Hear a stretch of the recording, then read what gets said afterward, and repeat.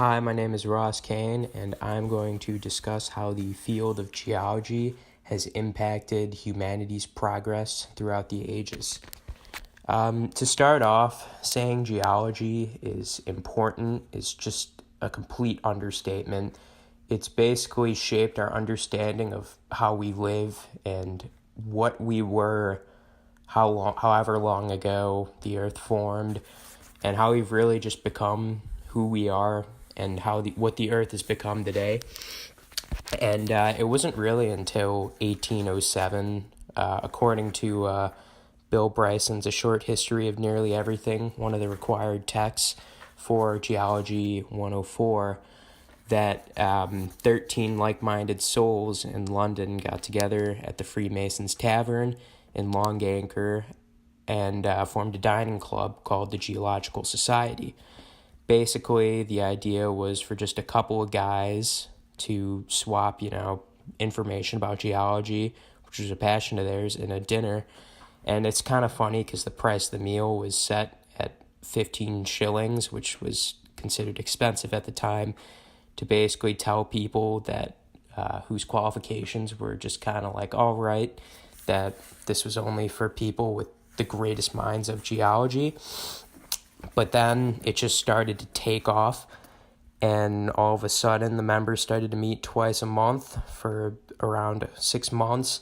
And by 1830, nearly 23 years later, there were 745 of them, and the world would never see so many like-minded people just sitting around like that again until in 1839, Roderick Murchison published the Silurian system, which basically was one of the first geological studies that was published during the time, because there was a geological revolution around the early 1800s. That's when everyone started questioning their existence on this earth and how the earth became what it was today, with all the beautiful oceans and everything, beautiful grass, just every really nice landscape. People started to question how it got to be. So geology is divided into two categories, which are physical geology and historical geology. And physical geology deals with the study of the physical features of Earth and the processes acting on them. So this would include volcanoes, earthquakes, rocks, mountains, and the oceans. Really just about any physical feature on Earth. And the historical study of geology is basically just the history of Earth. And those kinds of geologists try to find out what happened to Earth since its formation 4.5 billion years ago. And they also study the changes throughout life. They mainly focus on just our time period and the timeline between now and 4.5 billion years ago, when everything just started to form with the Big Bang.